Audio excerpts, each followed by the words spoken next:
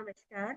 मैं डॉक्टर राजकुमारी शर्मा आज आपके समक्ष भारतीय भक्ति परंपरा और मानव मूल्य का दूसरे शीर्षक का दूसरा भाग लेकर उपस्थित हुई हूँ, जिसमें भक्ति के प्रमुख दार्शनिक एवं उनके सिद्धांत का संक्षिप्त रूप में मैं यहाँ पर वर्णन करूंगी। जैसा कि आप जानते हैं कि भक्ति के प्रमुख दार्शनिक एवं उनके सिद्धांत, इससे पहले मैंने आप लोगों को उसका संक्षिप्त में परिचय बताया था। उसमें मैंने आप लोगों को सिद्धांतों और नियमों के बारे में बताया था। आज मैं आपको उसका दूसरा भाग यानी कि दार्शनिक रूप का एक तरह से परिचय कराने जा रही हूँ। दार्शनिक और दर्शन शास्त्र का अर्थ है, एक तरह से हम देखते हैं दर्शन शास्त्र का जो अर्थ है वह विद्वान, मीमांसक या उस विषय से संबंधित विशेषज्ञता के रूप में दर्शाया गया है। अर्थात व्यक्ति जो अपने जीवन, कार्यों, निर्णयों, कथनों आदि को दर्शन या तर्क के आधार पर नियंत्रित करके यानी कि शांत रहता है, उसे दार्शनिक कहते हैं। या हम इसे ऐसे भी कहते हैं कि किसी प्रश्न जब मन में कुल बुलाता है तो उसके प्रति स्व इच्छा जागृत होती है कि इसके बारे में पता किया जाए। और अगर हमें आसपास के वातावरण से या अपने बुजुर्गों से, अपने जो भी उस विषय में पारंगत है उससे अगर हमें सही उत्तर नहीं मिलता तो हम अन्य व्यक्तियों को खोजते हुए दिखाई देते हैं और उस प्रश्न को एक तरह से पूछकर शांत करते हुए दिखाई देते हैं, यानी कि उसके बारे में पूरी जानकारी लेते हुए दिखाई देते हैं। तो उसी को यहाँ पर दर्शन शास्त्र या दार्शनिक के रूप में एक तरह से प्रस्तुत किया गया है। अब इसमें हमने देखा है कि इसमें अनगिनत जो दर्शन शास्त्र है यानी कि जो विद्वान है, उन्होंने किस तरह से अपना जीवन यापन किया और उस जीवन यापन के दौरान उनके मन में अनेक प्रकार की स्थिति परिस्थिति या तर्क वितर्क के आधार पर अनेक प्रश्न एक तरह से मन को अशांत करते हुए दिखाई दिए और उनको शांत करने की प्रक्रिया में वह एक तरह से खोज में लग गए। और उनमें से ये कुछ जो विद्वान है, जो आचार्य है, उनका यहाँ पर एक तरह से परिचय के साथ साथ हम देखते हैं कि इन्होंने उस समय पर यानी कि भक्ति काल में किस तरह से भक्ति के प्रति अपनी जो आस्था है, समर्पण है, ये चीजों को जो जानने का या शोध को यानी कि खोजों को जानने का एक तरह से सतत प्रयास किया है। इसमें सर्वप्रथम नाम आता है श्री शंकराचार्य का, जिसका सिद्धांत उन्होंने एक तरह से अद्वैतवाद को माना है। हम देखते हैं कि जितने भी यहाँ पर मैं आचार्यों की बात करने जा रही हूँ, ज्यादातर हम देखते हैं सारे ब्राह्मण परिवार से माने जाते हैं और इन्होंने अद्वैतवाद में ब्रह्म और जीव को प्रायः यह एक ही मानते हुए दिखाई देते हैं। इन्होंने उसको अलग थलग नहीं माना, कईयों ने ब्रह्म की सत्ता को माना है तो कईयों ने जीव की सत्ता को माना है, पर इन्होंने किसी भी तरह का भेद उसमें नहीं किया। इन्होंने स्वप्रथम रूप में एक तरह से ब्रह्म और जीव को एक ही संज्ञा में माना है, यानी कि उनकी एकता मानी है। नियम, इन्होंने अपने आसपास जितने भी लोग थे, केवल स्त्री को छोड़कर इन्होंने सबको शिक्षा दी। वहां पर एक तरह से हम देखते हुए वह समय था 1375 से लेकर 1700 तक का। तो उस समय में हम देखते हैं कि पुरुष को ही एक तरह से सभी संज्ञाओं से, शिक्षाओं से अभिहत किया जाता था। नारी को उस तरह की एक तरह से अधिकार भी नहीं प्राप्त था। तो उस रूप में और लोगों के अपने नियम सिद्धांत खुद के बने हुए दिखाई देते हैं। तो उसमें वह अपने को एक तरह से भरसक रूप में प्रयास करते हैं कि इन चीजों के प्रति उन्होंने अपने मन को शांत रखना है, इन चीजों के प्रति तर्क वितर्क करना है। और कईयों के प्रति हम देखते हैं कि हमें उस समय हम देखते हैं कि जो हमारा समाज था कई वर्गों में बटा हुआ था। शूद्र हो गए, निम्न हो गए या ब्राह्मण उच्च संपन्न परिवार से थे जो लोग, उनके रूप में उन्होंने वर्गीकृत किया गया था। तो उस समय में हम देखते हैं कि अनेक प्रकार से शिक्षा का जो स्तर था वह भी एक तरह से दर्शाता हुआ दिखाई देता है कि किसको शिक्षा देनी है, किसको नहीं देनी है। तो उस पर उस समय के जो आचार्य थे वह अपना मत रखते हुए दिखाई देते थे। उन्होंने ये नियम बनाया कि स्त्री को छोड़कर वह सभी को शिक्षा देंगे। उस समय हम देखते हैं कि अनेक प्रकार के जातिगत भेदभाव समाज में बहुत ही उच्छृंखल रूप में एक तरह से अपने आप को प्रस्तुत कर रहे थे। तो इन आचार्यों ने जाति पाति को एक तरह से नहीं माना और सबके लिए शिक्षा के द्वार एक तरह से खोलते हुए दिखाई दिए। और वहां पर ब्रह्म और जीव यानी कि अलौकिक परमात्मा किस तरह से आत्मा परमात्मा में लीन होते हुए दिखाई देती है, आध्यात्मिक रूपों की शिक्षा इन्होंने सभी को एक तरह से प्रदान की। और बोला, ये माना गया है कि ईश्वर सर्वव्यापी है, यानी कि सर्वव्यापी के रूप में दिखाया गया है कि वही विख्यात है, वह कण कण में एक तरह से व्याप्त है। केवल मूर्ति के प्रति अपनी आसक्ति नहीं एक तरह से देनी है, वहां पर हम देखते हैं कि कण कण में ईश्वरीय शक्ति का वास होते हुए दिखाई देता है। इन्होंने 32 वर्ष की उम्र में एक तरह से 272 ग्रंथों की रचना की। बहुत बड़ी उपलब्धि हम देखते हैं कि मात्र जो 32 वर्ष यानी कि 32 वर्ष की आयु कोई बहुत बड़ी आयु नहीं होती है, जिसमें इन्होंने इतने सारे ग्रंथों को एक तरह से लिखा और उसका शास्त्र के रूप में अध्ययन अध्यापन भी किया। ब्रह्म से यहाँ तात्पर्य है ईश्वर परमात्मा सृष्टि के कण कण में एक तरह से उसकी जो व्यापक है वह व्याप्त है सत्य के रूप में। जीव जीवन यानी कि ज्ञान से है, बुद्धि पाकर ही वह अपने क्रोध को एक तरह से या उसका अपनी जो तर्कशीलता है उसे शांत कर सकता है। यानी कि जीव में यानी कि मनुष्य में बुद्धि का सर्वप्रथम एक तरह से भूमिका है, जिसके द्वारा वह उसके आधार पर सही निर्णय लेते हुए दिखाई देता है कथनों के अनुसार, कथ्य के अनुसार। माया को जाल कहा, हम देखते हैं ब्रह्म जीव माया की सत्ता एक तरह से विश्व रूपी एक तरह से व्याप्त है और उसमें हम देखते हैं कि इसके पशुपेक्ष में एक सभी तरह से लोग घिरे हुए हैं। तो माया को जाल के रूप में माना है। माया यहाँ प्रेम से भी संबंधित हो सकता है और माया से यहाँ तात्पर्य धन से भी है।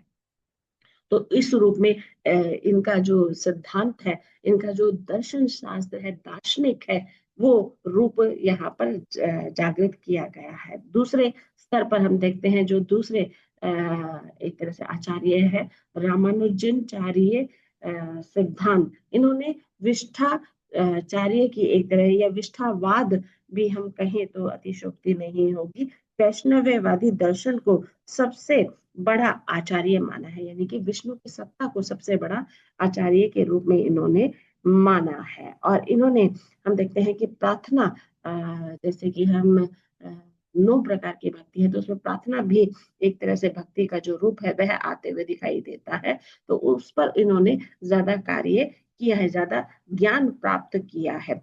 ये भी ब्राह्मण परिवार से थे और इन्होंने विष्ठा द्वैतवाद की एक तरह से संख्या रखी है और उसमें ये इसके समर्थन माने जाते हैं। इन्होंने अपना गृहस्थ जीवन एक तरह से त्याग दिया था। गृहस्थ जीवन त्यागना भी बहुत बड़ी बात होती है और उसके बाद हम जिस शोध यानी कि जिस खोज में लग जाते हैं उसके प्रति पूरी तरह से समर्पण भाव भी एक तरह से दिखाई देता है। इनके जो नियम है यानी कि जो अपना विचार है, अपने विचारों के जरिए भागवत में वैष्णव धर्म की जो परंपरा है उसको आगे इन्होंने बढ़ाया। यानी कि विष्णु की सत्ता को, विष्णु की लीला को या विष्णु जी के जो कार्य हैं जो भगवान विष्णु के हैं उसकी सत्ता को इन्होंने आगे बढ़ाने का प्रयास किया। भक्ति को इन्होंने आदर्श के रूप में माना है। यानी कि आप जब भी भक्ति के प्रति आदर्श यानी कि एक आइडियल रूप रखते हैं तो आप उसी के समकक्ष कार्य करते हुए दिखाई देते हैं। जीव भक्ति करके ब्रह्म को प्राप्त कर जीवन को संयम एक तरह से रखता है और मृत्यु के बंधन से वह मुक्त नहीं होता है, यानी कि उसी में एक तरह से फंसा हुआ दिखाई देता है क्योंकि वह माया के एक तरह से प्रेम के या भक्ति के रूप में घिरा हुआ अपने आप को पाता है। भेदभाव के विरोध में थे, जो भी उस समय पर विसंगतियां चल रही थी, आडंबर चल रहे थे या रूढ़ियां चल रही थी, अंधविश्वास मन को घेरे हुए थे, तो वह इन सब चीजों से एक तरह से दरकिनार अपने आप को पाते हुए दिखाई देते थे। यानी कि भेदभाव का जो रूप था इन्होंने अपने साहित्य में, अपने दर्शन शास्त्र में दार्शनिक रूप में एक तरह से उसके विरोध में खड़े हुए दिखाई दिए। इन्होंने ईश्वर, जीवन और प्रकृति को एक तरह से माना है, यानी कि तीन आधारों को इन्होंने व्यक्त किया है। एक तो प्रभु की सत्ता को इन्होंने माना है, और जीवन की दृष्टि में ज्ञान को एक तरह से प्रमुख रूप से रखा है, और प्रकृति के द्वारा जो भी हमें मिलता है उसके प्रति अपना आदर या आदर्श रूप एक तरह से माना है। अगले आचार्य है माधवाचार्य का सिद्धांत। हम देखते हैं कि ये भी ब्राह्मण परिवार से थे, और इन्होंने 11 वर्ष की उम्र में ही एक तरह से दीक्षा ले ली थी। दीक्षा से यहाँ तात्पर्य है कि दीक्षा में घर बार जो भी आपके भौतिक सुख सुविधाएं हैं सबका त्याग करना पड़ता है, और उसमें आपको केवल जो उनके द्वारा वस्त्र, एक तरह से जब दीक्षा दी जाती है तो वस्त्र उनके धारण करने होते हैं, और उसी में अपना पूरा जीवन लिप्त करना होता दिखाई देता है। जो भी इन्हें एक तरह से मांग कर दीक्षा लेकर, यानी कि हम उस समय पर कहते हैं कि जैसे अन्न का एक तरह से मांग होती है या अन्य रूपों में होती है, या जिस तरह की ये दीक्षा और लोगों को देखते हैं एक संस्थान बनाया जाता है और उसमें पूरी तरह से ये दीक्षा का कार्यक्रम किया जाता है। बच्चों, आप लोगों ने अभी देखा होगा, मैं इसे इस रूप में रिलेट कर रही हूँ कि दीक्षा कैसे ली जाती है ना। तो आपने अभिनेत्री ममता कुलकर्णी को देखा होगा। अभी जब एक तरह से हमारा ये चल रहा था, अभी प्रयागराज में जो कुंभ का मेला चल रहा था, तो उसमें दिखाया गया था कि उन्होंने भी दीक्षा ली थी। तो दीक्षा में हम देखते हैं कि साधु संतों द्वारा एक तरह से जो रंग, जिसे हम एक तरह से वो धारण किया जाता है, तो उसके आधार पर ये अपना पूरा सभी सुख सुविधाओं को एक तरह से त्याग में रखते हुए दिखाई देते हैं। हिंदू दार्शनिक और द्वैतवाद के ये प्रवर्तक माने जाते हैं। इन्होंने भी विष्णु की सत्ता को, विष्णु की भक्ति को, विष्णु की प्रति आस्था, श्रद्धा रूप को एक तरह से आगे बढ़ाने का प्रयास किया है। इन्होंने जो अपना सिद्धांत रखा, वह ईश्वर और आत्मा अलग अलग होने के बाद भी वे एक दूसरे से अपने कार्य और विचार के द्वारा संबंधित मानी जाती है, यानी कि उन्होंने एक दूसरे के आधार पर इसका जो रूप है वह एक तरह से माना है कि आप जीवन में जब अपने कार्य करते हैं तो उसमें भी कर्म की जो पराकाष्ठा है वो दिखाई देती है, और आप अपने विचारों के द्वारा उसे आगे बढ़ाते हुए दिखाई देते हैं। अगले आचार्य है निम्बार्काचार्य। इसके बारे में भी मैंने पहले आप लोगों को बताया था कि इन्होंने किस तरह से द्वैत एक तरह से सिद्धांत की जो मर्यादा है उसको बनाए रखा, और इन्होंने भेदभाव को एक तरह से अपने सिद्धांत के द्वारा एक तरह से उसे स्थिरता महसूस की। विष्णु के प्रति ये पक्षधर थे, विष्णु की सत्ता को ही इन्होंने आगे बढ़ाया। इनका जो सिद्धांत था, भेद और अभेद दोनों पर बल दिया है, केवल एक पर बल नहीं दिया, और तर्क सहित अपनी अभिव्यक्ति को वहां पर रखा है। इन्होंने ईश्वर और जीव दोनों की महत्ता को बताया है कि ईश्वर भी जरूरी है, यानी कि हम देखते हैं कि अगर ईश्वर है तो भक्त है, भक्त है तो ईश्वर है, यानी कि दोनों की सत्ता को इन्होंने एक तरह से माना है। और विष्णु के अवतारी रूप को इन्होंने बहुत ही सर्वोत्तम, सर्वोत्कृष्ट रूप में एक तरह से माना है। ब्रह्म जीव से अलग नहीं है, और है की भी सत्ता मानी गई है। अगला है इसमें वल्लभाचार्य का सिद्धांत। हम देखते हैं कि वल्लभाचार्य से यहाँ तात्पर्य है स्वामी वल्लभाचार्य ने सेवा भाव के रूप में, यानी कि जो हम देखते हैं कि सेवा के रूप में, सख्य रूप में, आत्मनिवेदन रूप में एक तरह से विष्णु की संज्ञा को माना है, और इसमें उन्होंने सेवा भाव के महत्व को एक तरह से दिखाने का प्रयास किया है। इस संप्रदाय के जितने भी एक तरह से आचार्य थे, विद्वान थे, उन्होंने सेवा विधि के अंतर्गत उसमें जो जो विधियां आती है उसके प्रति अपने जो भाव है, अपना जो महत्व है, या उसमें जो एक तरह से परिधि है, उसमें अपने आप को एक तरह से रचा है, बसा है, और उसके सिद्धांतों को एक तरह से बढ़ाने का प्रयास किया है। और इसमें देखते हैं वल्लभ संप्रदाय में ये पूर्ण रूप से ब्रह्म को इन्होंने माना है, यानी कि ईश्वरीय शक्ति ही सबसे बड़ी शक्ति है, उसका ही प्रदापन इन्होंने अपने सिद्धांतों में, अपने नियमों के माध्यम से बताने का प्रयास किया है।